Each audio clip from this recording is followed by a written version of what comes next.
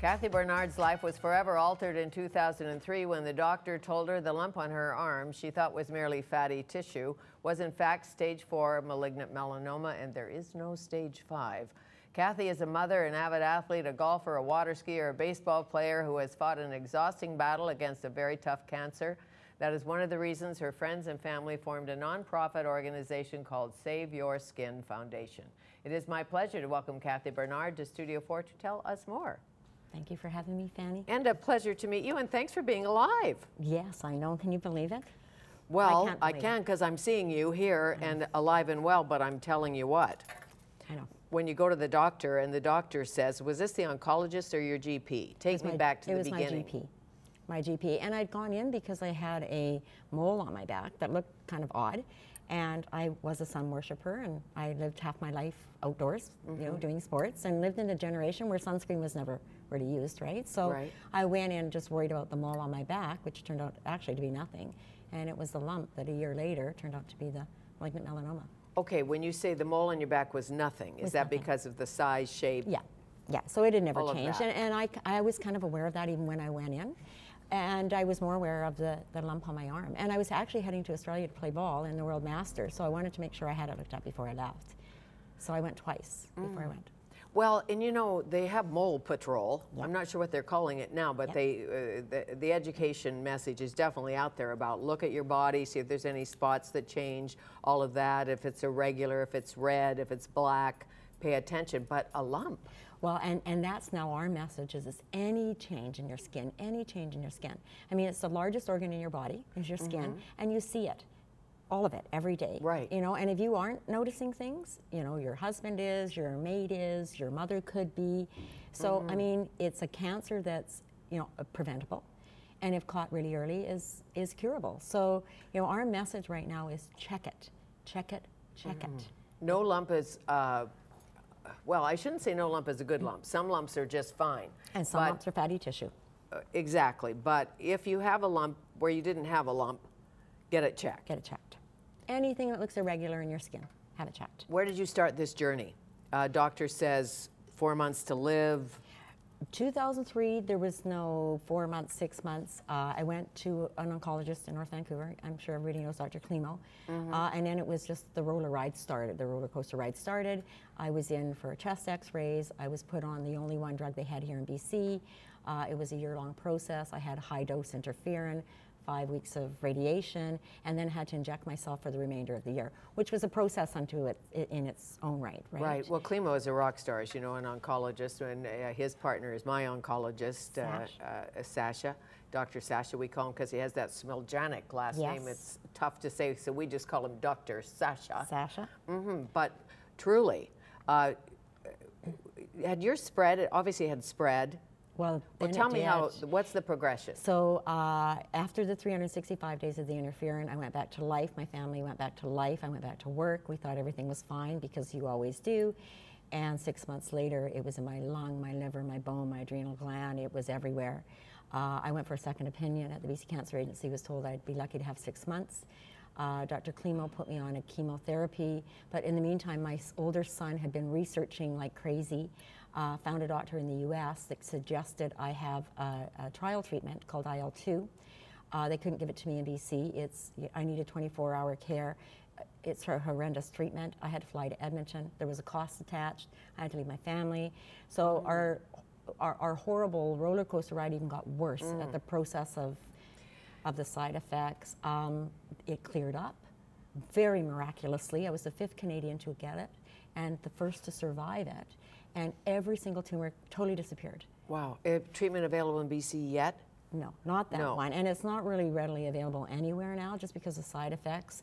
But then what side effects are? Intense. Or intense. And when you say intense, you've been through the drill. You've done the dance. Intense. So you know about intense. Was there a time during treatment where you thought, lovely family, great friends, I'm ready to go.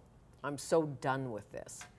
Maybe a few times, but not, I had the most, I think the whole journey is about support and the people around you, and they move you forward on those days, and you need them to move you forward on those days. Sometimes it's a family member, sometimes it's a friend, sometimes it can be a complete stranger, and that's why we started the foundation. Right, complete stranger, how so? Complete stranger. We have a couple of women actually that are on our support group that have only told their husbands. They have told nobody else that they have melanoma. They prefer to keep it a private matter. They like to talk to somebody who's had it, been through the disease, been through the journey, and they've made that choice. I'm quite clearly a talker, and the more people I can communicate with, the easier it is for me to deal with the disease. Well, it's a good thing to have somebody else who's been there, as you know. Anybody who's struggled with any disease, if somebody else has been through it, they can make you feel a little bit better or a little bit worse, depending on who. As you know, you have to edit your friends. Exactly, exactly, and that's why we started the foundation. It was so hard for us financially and emotionally in 2005 when we thought our world was going to end, that we knew we didn't want anybody to have to go through this. You know, financially it was hard, and emotionally cancer is hard, any type of cancer, and we just wanted to make their journey a little easier. So we started the foundation. Anybody in those late stages can contact us, and we will direct them. We will fund the treatment. If we have to do fundraisers, we will get them to where they need to go. We will set them up with the doctors they need to speak with. We literally will be the pathway of their journey. And that's so helpful, as you know. Save the Skin Foundation, nonprofit. Do you deal with all skin cancers? No. Well, yes and no. We do a lot of education on the early stages of skin cancer, but right now our focus is more the later stages because there's 2 new drugs. It's been 30 years since we've seen anything for this type of melanoma. One was just approved in the U.S. about a month ago. They're doing access trials on it at 10 centers in Canada. There's another therapy, a genotherapy, which is totally something we would have thought would have been from the Jetsons, where they can actually detect the gene that's mutating. Those therapies are running. So right now our hope is to get those 920 patients in Canada that would die of this disease this year to treatment. 920. 920. So our mandate right now is to get those patients in the direction for these clinical access trials. Okay, and as you know, most cancers, if you catch them early, you have a big fat chance of beating them. A big fat chance. It's just another lousy disease, big fat chance. And this one especially. So what are the signs? What are the symptoms? You had a lump. I had what a lump. else? Any change in your skin, whether it be a mole, a freckle, anything that looks unusual to you. And I mean, I even tell people to, everybody's on Facebook. Look through your Facebook pictures. If you see something on your skin in one picture that looks a little different in the next, then you might want to take a closer look. With my son, because now I, of course, worry for my older children who did spend time in the sun and are outdoor athletes.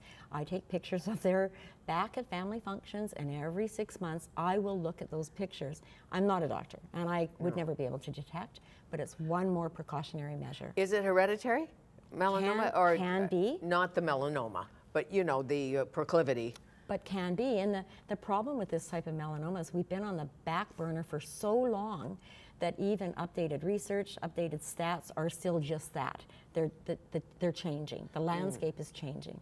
Do you take a political stance on this, like stay out of the tanning booths, a sun protection stance? Because much of it is preventable, I think. Yes. Not being a doctor either. The 2 non-doctors are now talking. But 90% of it is from UV exposure.